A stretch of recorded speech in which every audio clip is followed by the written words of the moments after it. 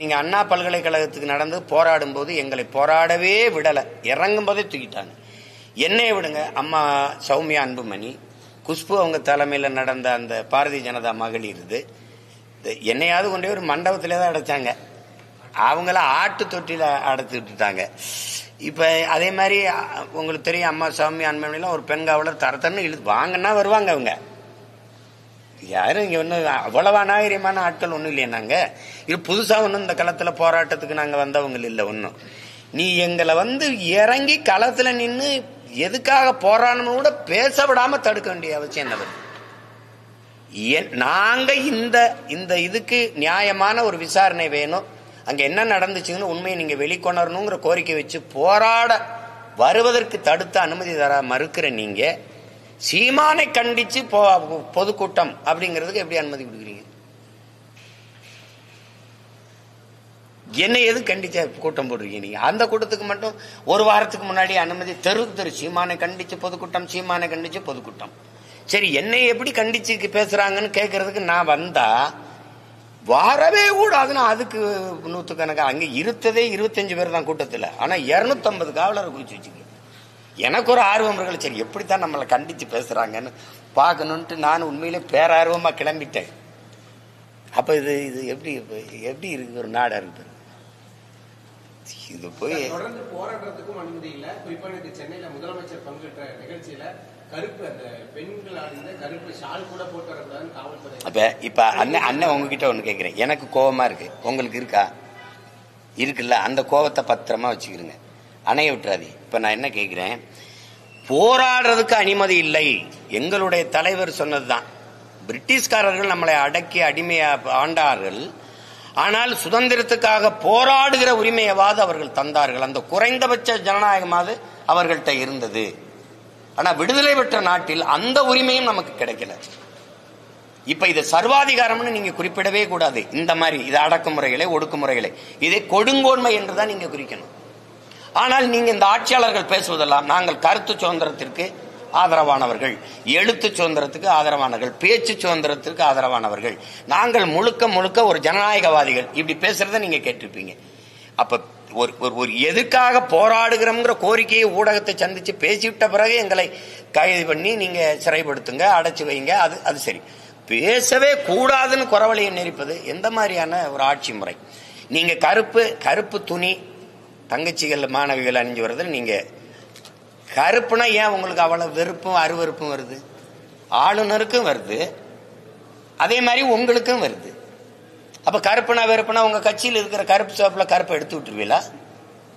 கேட்டா உயர் பாதுகாப்பு கருதி நாங்க எடுத்துட்டோம் அப்படின்னு.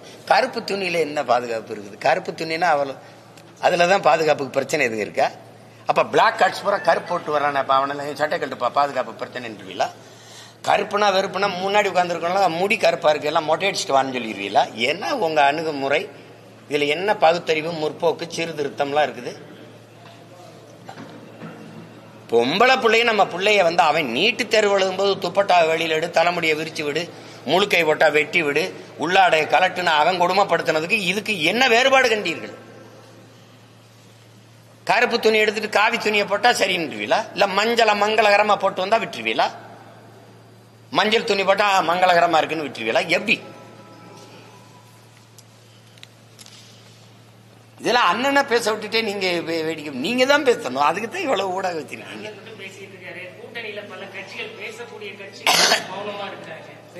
நீங்களே பதிலையும் சொல்லிட்டீங்க, கூட்டணியில் இருக்கக்கூடிய கட்சிகள். ஐயா உங்களுக்கு தெரியாததா? கூட்டணின்னு போகும்போது கூட்டணிக்கு தலைமை ஏற்கிற தலைமையை அனுசரிக்க வேண்டிய அவசியம் இருக்குது. அது யதார்த்த நடைமுறையில நீங்க பாக்குறீங்க. அவர் மன கஷ்டப்பட்டா நாளைக்கு நம்மளை வைப்பாரோ இல்லையோ, சீட்டு தருவாரோ இல்லையோ, 10 சீட்டு 8 ஆகுமா இல்லை 8 6 ஆகுமா, இந்த பஞ்சாயத்து இருக்கு. இப்ப எனக்கு இந்த பஞ்சாயத்து வந்துடக்கூடாதுன்னு தான் நீ போட்டா போடு, போலைன்னா போ, தோக்குறோம் ஜெயிக்கிறோம், தானியா நின்று செத்தாலும் சரி இப்படியே நின்று செத்துருவோம், ஒரு பிரச்சனை கிடையாதுன்னு நின்று சண்டை போடுறதுனால இவ்வளவே நான் போயிட்டு இருக்கிறேன். அவங்க பேசுனா ஒருவேளை இது என்ன ஆகுமோ ஏதாகுமோ, கூட்டணி தர்மம்னு ஒண்ணு வச்சிருக்காங்க, கர்மம் இருக்குல்ல அதை தர்மம்னு ஆக்கி வச்சிருக்காங்க. அதனால சரி கூட்டணியில் இருக்க எங்க அண்ணங்க எங்க ஐயாக்கள் எங்க ஆளுகள்லாம் பேசலைனாலும் அதுக்கு பதிலா அவங்க பின்னாடி வந்த தம்பி பேசிட்டு போறேன்னு நினைக்கிறீங்க, அவ்வளவுதானே. அவங்க என்ன பேசணும்னு சொல்லுங்க, சேர்த்து நான் பேசிடுறேன். பேசுறது இப்ப நீங்க கூட்டணியை கலைச்சு விட பாக்குறீங்க. ஏதாவது ஏதோ ஏதோ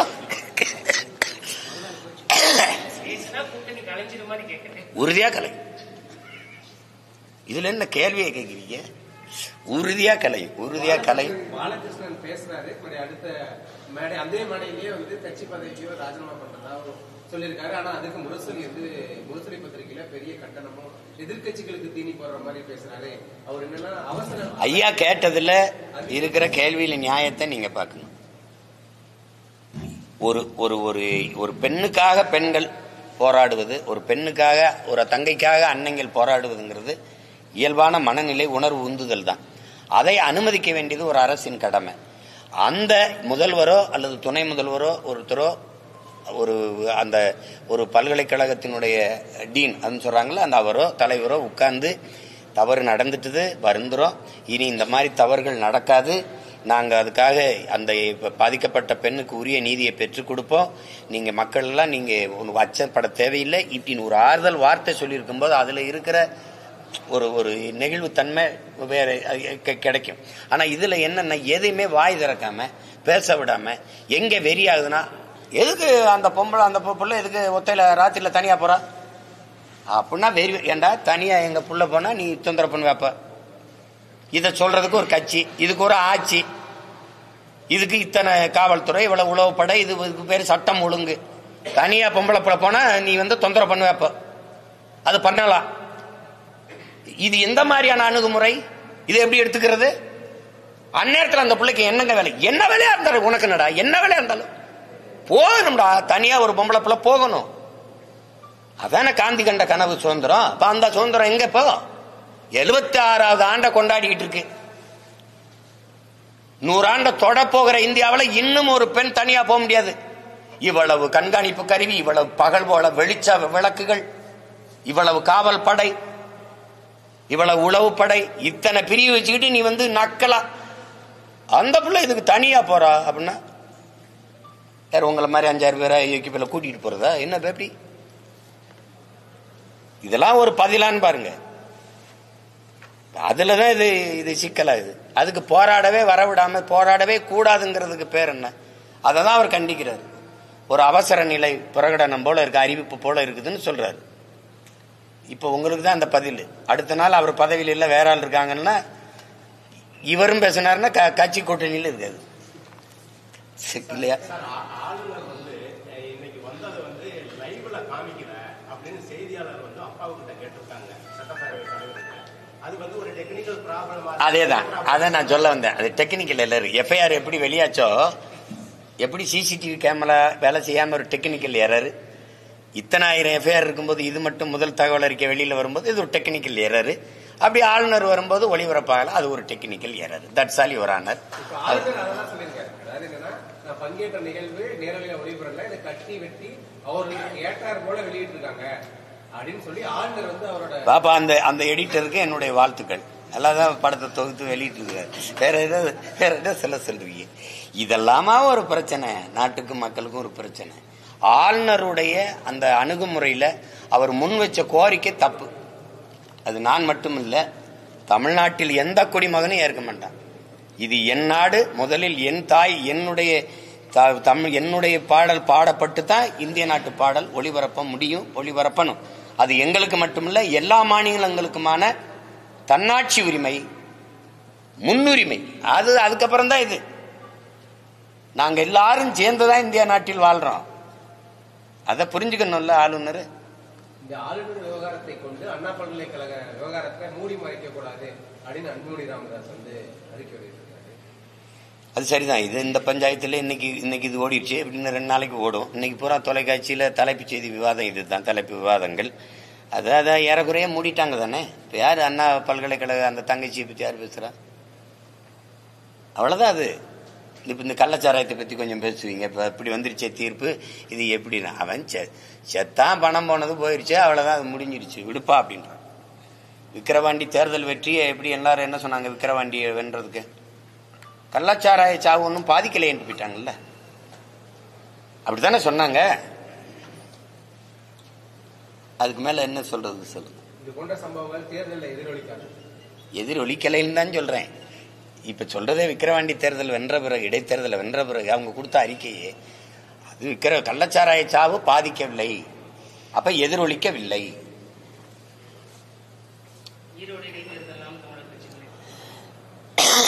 ஒரே நிலைப்பாடு தான், அது போட்டிடுது, உறுதியா போட்டிடும். நாங்க வந்து அவங்க போட்டிடுறாங்க, இவங்க போட்டியில, யாரு போட்டிட்டாலும் போட்டியில்லைனாலும் நாங்க போட்டிடுவோம். ஊரக உள்ளாட்சி தேர்தலில் வந்து தள்ளி வச்சிருக்காங்க, இப்ப மறுசீலனை பண்ணணும் அப்படிங்கிற காரணம்லாம் காட்டி ஊராட்சி செயலர்களுக்கும் அந்தந்த வீடியோ வட்டார வளர்ச்சி செயலர்களுக்கு இந்த பொறுப்பை கொடுத்திருக்காங்க. இந்த தேர்தல் நடத்தாததுக்கு காரணம் நீங்க சொல்ற காரணம் தானா, இல்ல வேற ஏதாவது காரணம் தெரியல.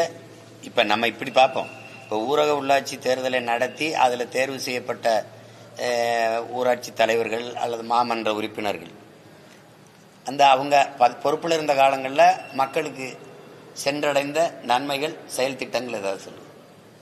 பல மாமன்ற உறுப்பினர்கள் எல்லாரும் புலம்புனதை நானே கேட்டிருக்கேன். என்ன 5 பைசா தர மாட்டேங்கிறாங்கண்ணே, அங்கே மின் விளக்கு இல்லைன்னா, சாலை இல்லைன்னா, தண்ணி கிடைக்கலண்ணே, சனம் ஊருக்குள்ள விட மாட்டேமே, அடிக்குதுண்ணே, நம்ம என்னென்ன பண்றது அப்படின்னு இந்த நிலையில தான் இருக்குது. அதனாலதான் யாரும் நிதி இல்லை. இப்ப பொங்கல் படி இந்த பொங்கலுக்கு கொடுத்துருக்காங்கல்ல, அந்த பொங்கல் இது எவ்வளவு ரூபாய்க்கு கொடுத்துருக்காங்கன்னு நினைக்கிறேன். ஒரு குவார்டர் காசு கூட இல்லை. சிரிக்காதிய, என்கிட்ட வாங்கின குவார்டர் காசு இருக்குல்ல, எங்க அப்பா சித்தப்பன்ட்ட வாங்கின குவார்டர் காசு கூட எங்க அக்காவுக்கு எங்க ஆத்தாளுக்கு கொடுக்கல. முன்னாடியாவது 1000 ரூபாய்க்கு கொடுத்தோம், 500 ரூபாய்க்கு கொடுத்தோன்னு வச்சு 103 ரூபா. என்ன 103 ரூபாய்க்கு கொடுத்துருவா? ஒரு வெள்ளை கட்டி கொடுப்பேன், இவ்வளவு ஒரு 10 ஒரு 5 சர்க்கரை. ரொம்ப அக்கறையில சர்க்கரை. இது மாதிரி இந்த சனத்தை கேவலப்படுத்திட முடியுமா? 100 ரூபாய்க்கு ஒரு வக்கற்று இந்த சனம் நிக்குது.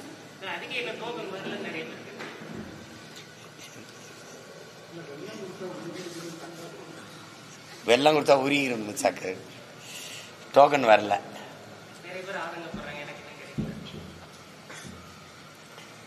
ரேஷன் அரிசியை ஏத்தி இறக்குனதுல 1900 கோடி இழப்பு வந்துருச்சுன்னு சொன்ன அரசு தானே இது. சிந்திருச்சு. அவங்க அப்பா சர்க்கரை கமிஷன்ல அதுல போயிட்டு எங்க இந்த சர்க்கரை எல்லாம் எங்க எறும்பு தின்றுச்சு. சரி, சர்க்கரை இருந்த சாக்குங்க, அது எலி தின்றுச்சு, கரையான் தின்றுச்சு, எலி தின்றுச்சு. இப்ப அதே மாதிரி இப்ப இது என்னன்னா அது சிந்திருச்சு. 1900 கோடின்னு நீங்களே சொல்றீங்க.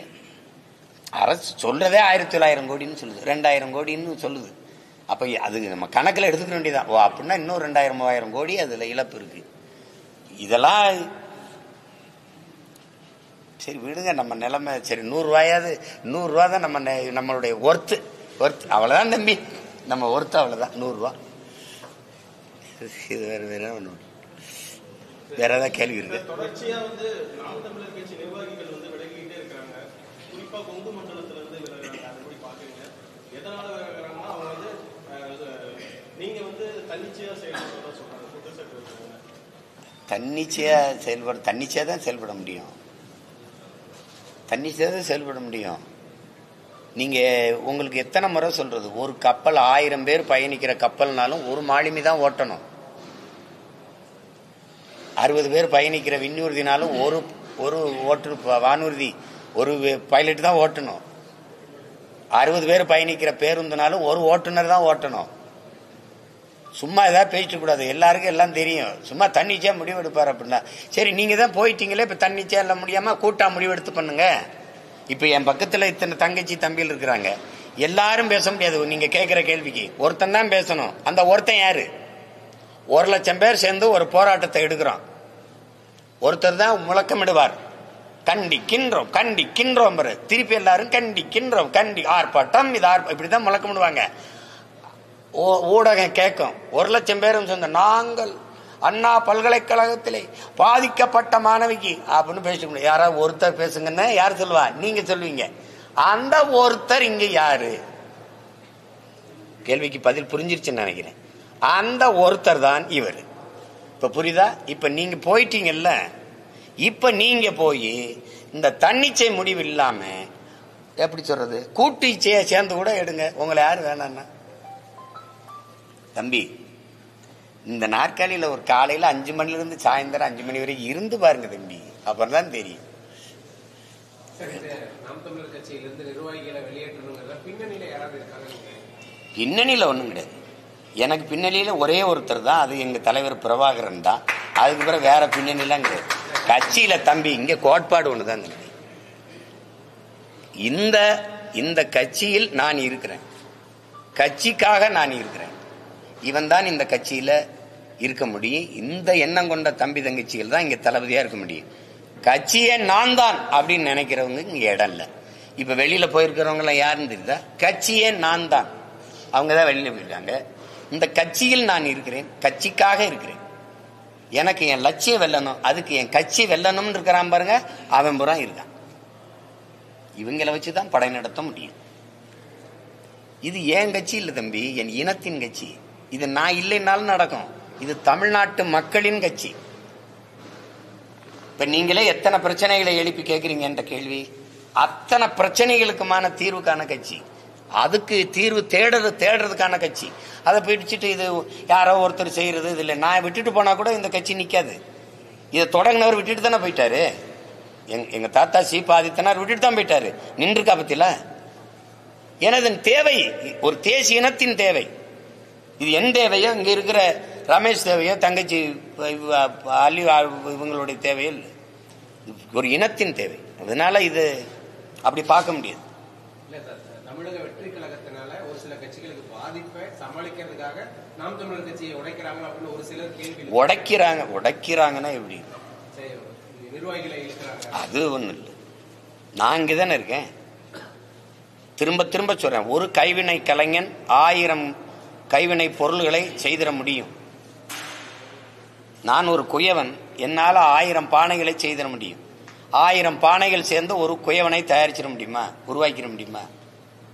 எங்கள் தலைவன் பிரபாகரன் 50,000 மாவீரர்கள் அவருக்காகவே உயிர் விட்டுருக்காங்க. பல லட்சக்கணக்கான பல ஆயிரக்கணக்கான போராளிகளை உருவாக்கினார். ஆனா அந்த பல ஆயிரக்கணக்கான போராளிகள் சேர்ந்து ஒரு பிரபாகரனை உருவாக்க முடியுமா? இங்க பேச்சதான். அதனால அதை போய் பேசிட்டே இருக்கக்கூடாது.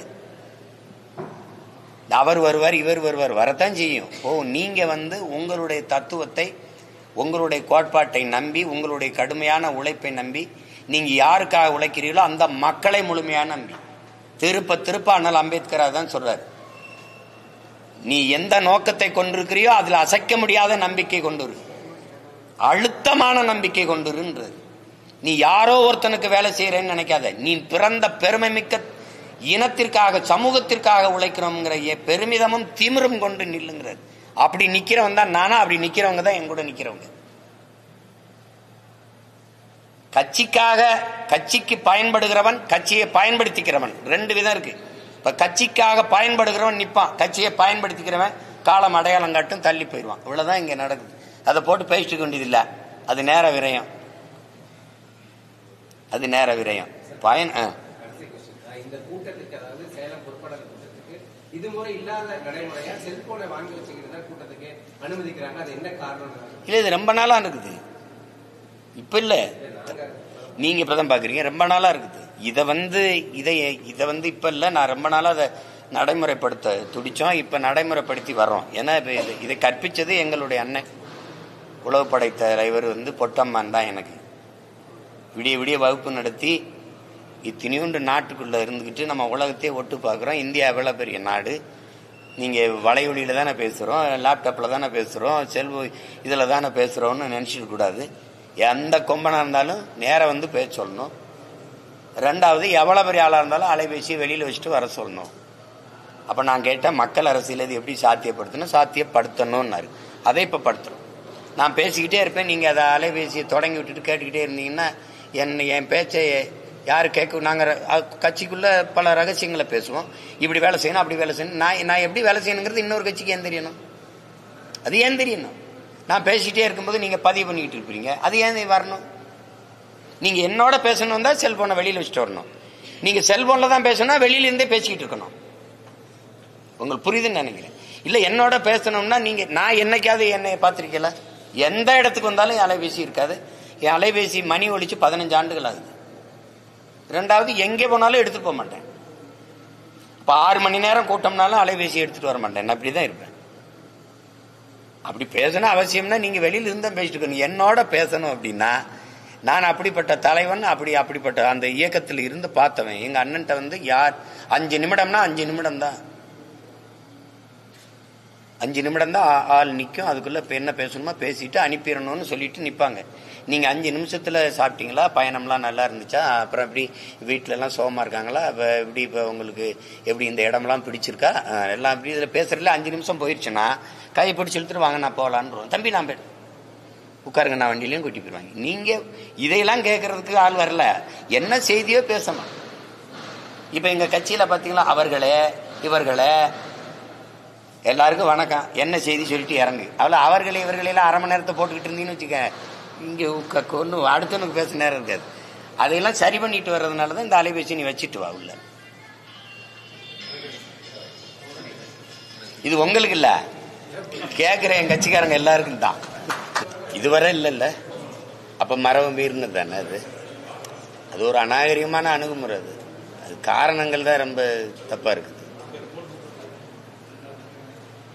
வேற ஒரு பெரிய காரணம் இல்லையே எதுக்கு சபையை விட்டு வெளியில போனது. நான் என்ன என்னை பொறுத்தவரை நீங்க சட்டசபையை விட்டு வெளியில போனது தமிழ்நாட்டை விட்டே போயிடலாம். நீங்க ஒரு தேவையில்லாத ஒரு தொங்கு சதை. எவ்வளவு காலமா இந்த பிரச்சனை இருக்கு. மக்களால் தேர்வு செய்யப்பட்டு நிறுவப்பட்ட ஒரு அதிகாரம் தான் மக்கள் அதிகாரம், மக்கள் ஆட்சி. அது இல்லாம ஒரு நியமன உறுப்பினருக்கு இவ்வளவு முதன்மைத்துவம் இருக்குதுன்னா இது ஜனநாயகம் மக்களாட்சின்னு பேசுறது ஒரு வெற்று வார்த்தையா இல்லையா? முதல்ல அதுவே தப்பு. அலைபேசி ஒன்னு அமைதிப்படுத்துங்க. இல்லை என்ன காரணம் சொல்றாரு?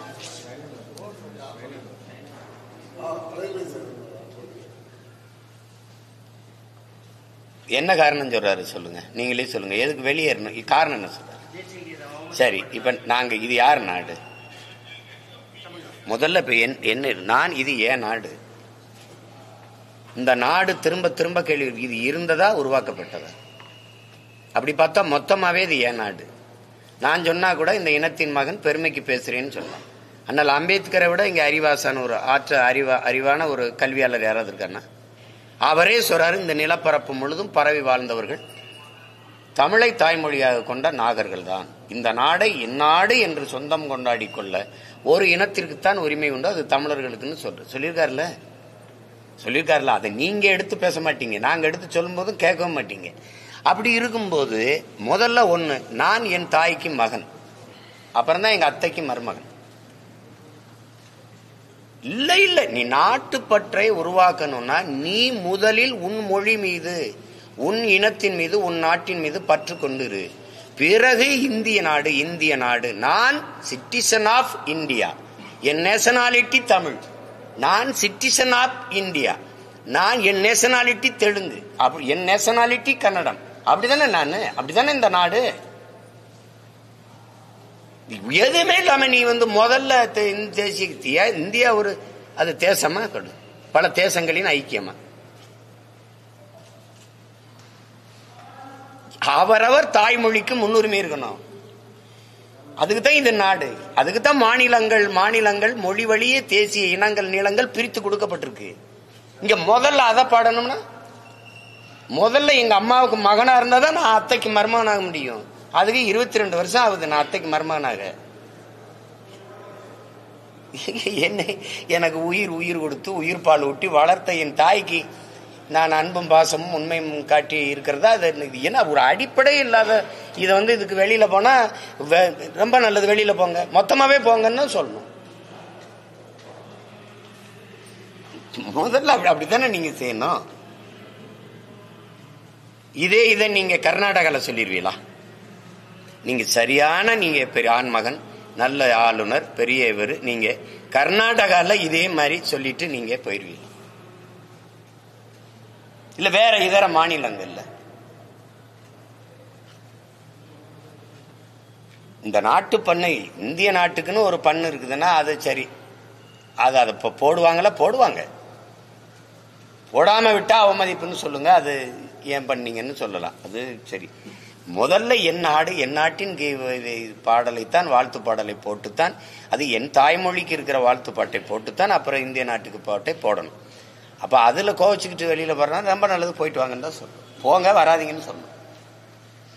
இதை விட்டு ஒரு கேள்வி, இப்ப கர்நாடகாவில் இதை சொல்ல முடியுமான்னு கேட்குறீங்க. இங்க என்ன பிழை அப்படி சொல்லக்கூடிய அளவுக்கு நீ எங்க இப்ப நான் முதலமைச்சரா இருந்தேன்னு அவர் சொல்லி பண்ணு, நீ அப்படியே போப்பான்னு இருக்கும். இப்ப பேசுறீங்கல்ல, இத்தனை ஆண்டுகளாக இல்லாத மரபு இது அதை மீறுகிறோம், இது பண்றோம்னு. மக்களால் தேர்வு செய்யப்பட்ட அரசுக்குத்தான் அதிகாரம், அதுக்கு பேர் தான் மக்களாட்சி, மக்களுக்கான அதிகாரம். மக்களால் தேர்வு செய்யப்பட்ட ஒரு முதல்வர் உட்கார்ந்து இருக்காருல்ல, அத்தனை உறுப்பினர்கள் அத்தனை அமைச்சர்கள் இருக்கிறாங்கல்ல, அவங்களுக்கு இல்லாத அதிகாரம் ஒரு நியமன உறுப்பினர் யார் முதல்ல பேரு? உனக்கு சம்பளம் யார் காசு? தமிழன் காசு. தமிழன் காசு வேணும், தமிழ் வேணாமா? அது எப்படி? அது நீங்க என்ன பேசுறீங்க? நீங்க எம்ஜிஆர் ஐயா காலத்துல ஒரு பக்தவச்சலம்னு ஒருத்தர் நம்ம கோலாறுல சட்டமன்ற உறுப்பினர் ஆயிட்டாரு. பதவி எடுக்க போகும்போது கன்னடத்துல உறுதிமொழி எடுன்னு ஏற்க விடல. அவர் வெளியில ஐயா முதலமைச்சராக இருக்கும்போது ஐயா எம்ஜிஆர் அவர்களுக்கு அழைக்கும் போது, பக்தவச்சலம் நீ தமிழ்ல எடுத்தா எடு, இல்லைன்னா பதவியை நீ எடுக்க வேணாம், அந்த பதவியே வேணாம், வெளியில வந்துருன்னு அவர் சொல்லிட்டாருன்னு சொல்லுவாங்க. அப்ப பதவி ஏற்க விடல. மகாராஷ்டிரால உறுதிமொழி நீங்க இந்தியில எடுத்துருங்க பார்ப்போம், ஒன் போலதான் இருக்கும், இந்தியும் மராட்டியமும் ஒன்னு போலதான் இருக்கும், எடுத்துருங்க பார்ப்போம். அமிதாப் பச்சனும் அவர் மனைவியும் ஒரு பாடல் வெளியீட்டு விழாவில் இந்தியில பேசிட்டாங்கிறதுக்காக என்ன பாடுபடுத்தினாங்க தெரியுமா? படமே ஓடாதுங்கிற அளவுக்கு அழுத்தத்தை கொடுத்தாங்க. அந்த பற்று எங்களுக்கு இருந்தா பாசிசமா எப்படி வருது? இதெல்லாம் அறமே இல்லை, ஒரு அறமே இல்லை, போடவே இல்லை, இந்திய பாட்டை போடவே இல்லை அப்படின்னு சொல்லுங்க, அது ஒரு அவமதிச்சுட்டாங்க அப்படின்னு சொல்லுங்க, அதுக்கு பேசலாம். போடுவாங்கல்ல, முதல்ல எங்க நாடு எங்க மாநிலம் எங்க மண்ணின் நாங்க தமிழர்கள் எங்க பாட்டை போட்டுட்டு தானே உங்க பாட்டை போட முடியும். எடுத்தோன்னே இதை போடு அப்புறம் அதை போடுன்னா என்ன? நாங்க ரெண்டாம் தர மக்களா என்ன? அது எந்த மொழி? வங்க மொழி. வங்க மொழி எப்போ வந்தது? நாங்க எப்போ? இந்தியில பேசுங்கிறீங்க, வங்கத்துல பாடுங்கிறீங்க, நீங்களே சொல்றீங்க உலகத்திலே முதன்மையான மொழி தமிழ்னு பேசுறீங்க. உங்க பிரதமரே பேசுறாரு, இந்திய மொழிகளின் தொன்மையை தமிழிலிருந்து அறியலாம்ங்கிறீங்க. எங்க மொழிதான் தொன்மையான மொழின்னு உங்களுக்குன்னு தெரியுது.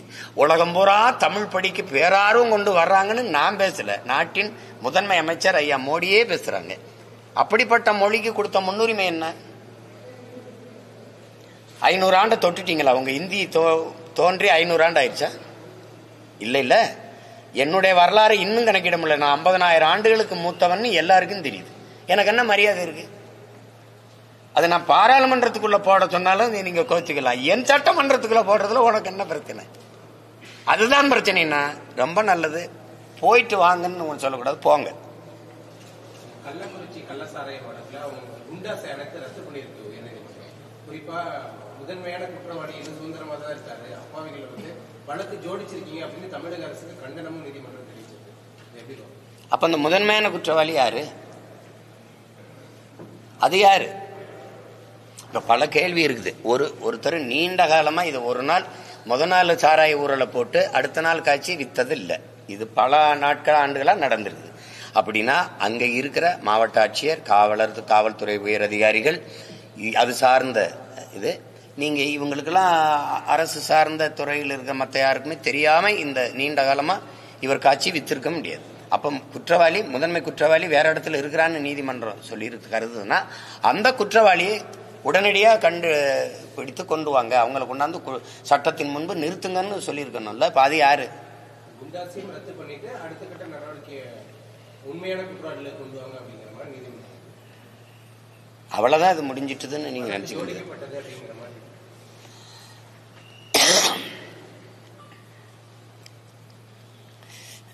அது இருக்கலாம். அதான் ஒரு சாதாரண ஒருத்தர் இவ்வளவு தூரம் இந்த வியாபாரத்தை நீண்ட காலமா செஞ்சிருக்க முடியாது, பெரிய பின்புலம் இல்லாம. அந்த பின்புலம் எப்பவுமே குற்றம் வெளியில வரும்போது படக்குன்னு அப்பாவிகளை உள்ள பழி கொடுத்துட்டு வெளியேறிடும்.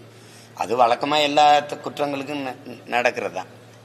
இப்போ அது மாதிரி தான் இதுவும் இருக்குதுன்னு நீதிமன்றம் கருதுதுன்னா, அப்போ அந்த உண்மையான குற்றவாளிகள் எவ்வளவு காலத்துக்குள்ளே ஒப்படைக்கப்படுவார்கள்ங்கிறது ஒரு வரையறை இருக்குல்ல. ஏன்னா இது இனி தேர்தலை நோக்கித்தான் நகரும். இப்போ கள்ளச்சாராயத்தை விட இப்போ அண்ணா பல்கலைக்கழகத்தில் இருக்கிற அந்த அதே மூடி மறைக்க அரசு போராடுது. அப்படி இருக்கும்போது இதை போய் தோண்டி எடுக்குமா? தங்கச்சி ஸ்ரீமதிக்கு நிகழ்ந்தது என்னன்னே கண்டுபிடிச்சு சொல்லலை. ஒரு எளிய மகள்ங்கிறதுனால அவளுக்கு எந்த பின்புலமும் இல்லை. அதனால அது தற்கொலைன்னு இவங்க சொல்றாங்க, நம்ம அது கொலையா இருக்கும்னு நம்ம சொல்றோம். அப்ப அது குறித்த விசாரணையே இல்லை. அதுல இன்னும் கொடுமை பார்த்தீங்கன்னா, 2 ஓய்வு பெற்ற நீதிபதிகளை வச்சு விசாரிக்க சொல்லுது அரசு. விசாரணைக்கு ஒரு குழு போடுது, சிபிசிஐடி விசாரணைக்கு நகர்த்துது.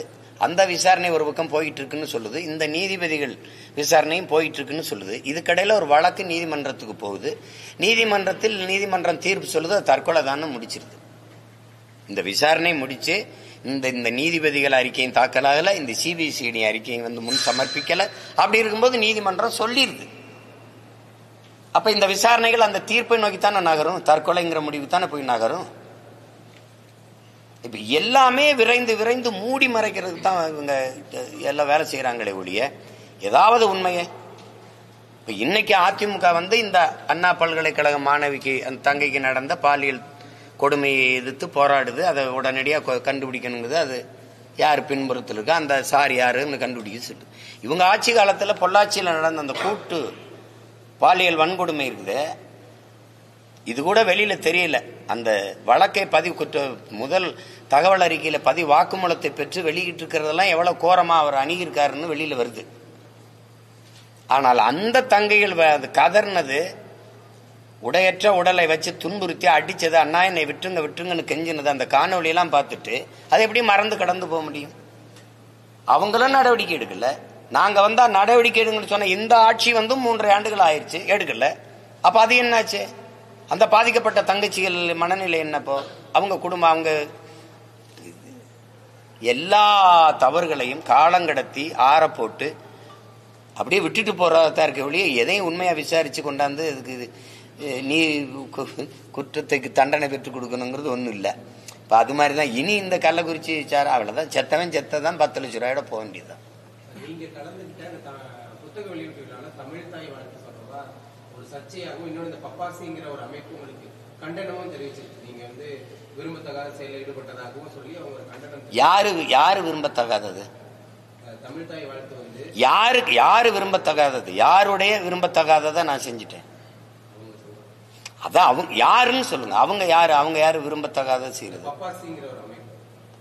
பப்பாசிங்கிறது அது அரசு சார்ந்த அமைப்பா இல்ல பொது அமைப்பா?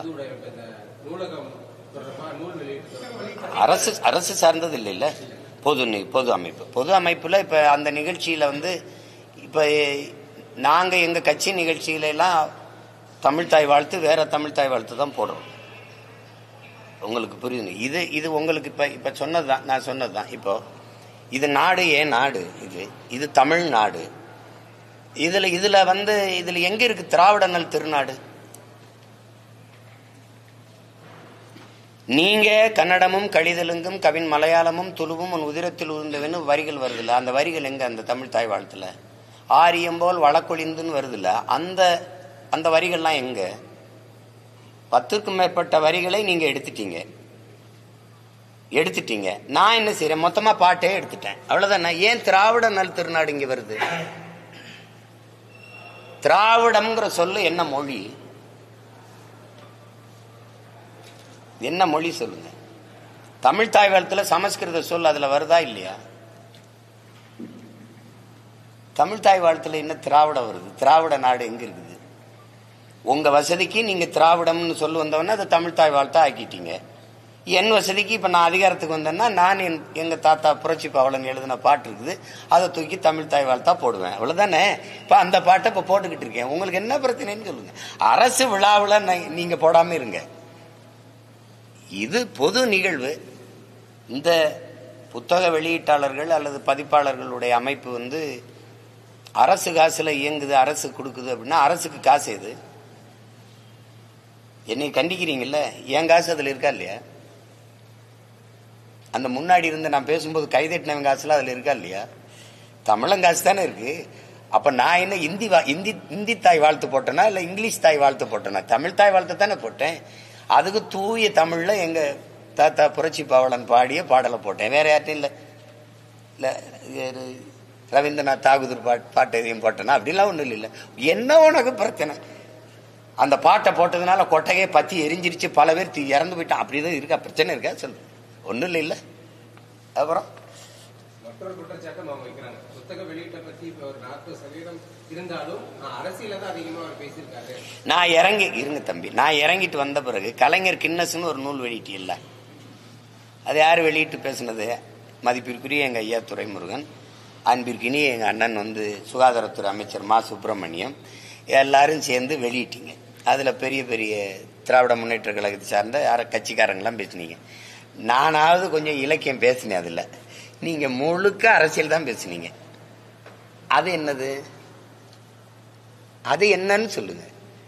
ஏங்க நீங்க பேசுனா அது உங்களுக்கு வந்தா ரத்தம், எங்களுக்கு வந்தா தக்காளி சட்னி ஆயிருது. அது நான் பேசுனது தவறு என்றால் நீங்க பேசுனது எப்படி சரி? உங்களுக்கு மட்டும் கண்டனம் தெரிவிச்சிருக்காங்க. ஆமா, எனக்கு மட்டும்தானே கண்டனம் தெரிவிக்க முடியும். எனக்கு நான் மட்டும்தானே உங்களுக்கு பிரச்சனையா தெரியுது. அதுதானே நாம் ஏறி மேடையில பேசி இவ்வளவு பிரச்சனை கூட ஆகல, இந்த கண்டனம் கூட வரலைன்னா நான் எதுக்கு 1/2 நாள் செலவழிச்சிட்டு போய் மேடையில் ஏறி பேசணும்? சேகரா சொல்றல, வினை ஆற்றாத சொல் வீணுங்கிறான். பேசினா ஒரு பிரச்சனை உருவாகணும், ஒரு பிரளயம் ஏற்படணும், ஒரு கலகம் ஏற்படணும். இல்லைன்னு சும்மா போய் நான் எதுக்கு போய் பேசணும்? அது வேற யாராவது பேசுவாங்க. அப்ப நான் இப்படி பேசட்டா? இந்த தமிழ் தேசியம் என்ற இந்த புத்தகம் மிக அழகாக வடிவமைக்கப்பட்டிருக்கிறது. அட்டை வடிவமைப்பாளருக்கு ஒரு நன்றி. அதுல உள்ளே பல சிறப்பான கட்டுரைகள் இடம்பெற்றிருக்கிறது. கட்டுரை ஆசிரியர்கள் அனைவருக்கும் என்னுடைய வாழ்த்துக்கள். இந்த புத்தகம் இதில் மொத்தம் 1,35,500 எழுத்துக்கள் இருக்கிறது. இப்படி பேசிட்டா தமிழ் தேசம் இருக்குது, தமிழ் தேசியம் இருக்கு. தமிழ் தேசியம்னா என்னன்னு பேசாம தமிழ் தேசியத்தின் மகன், இந்த அரசியலை முன்னெடுக்கிற மகன், பிரபாகரன் மகன், அதை கூட பேசலைன்னா அப்படி நான் கைத்தடி வச்சிருக்கேனா துப்பாக்கி வச்சிருக்கேனா? கைத்தடி வச்சிருக்கேனே தட்டி தட்டி நடக்கிறான். நான் துப்பாக்கி வச்சிருக்கேன். 2 குண்டாவது வெடிக்கணும், 2 தோட்டாவது வெடிக்கணும். இல்லைன்னா போய் எதுக்கு நம்ம அந்த நிகழ்ச்சியில கலந்துக்கணும்? இப்படி நடக்கும்னு தெரிஞ்சுதாங்க அந்த நிகழ்ச்சி நடந்திருக்கு. இல்லைன்னா என்னையே கூப்பிட்டு வெளியிடணும். எல்லாரும் அரசியல் தான் பேசுறாங்க. அதுல நான் பேசுனது உங்களுக்கு பிரச்சனையா இருக்கு, அதனால இது பிரச்சனையா இருக்கு. நீங்க மன்னிப்பு கேட்கணும்னு சொல்லிருக்காங்க, அதை எப்படி பாக்குறீங்க?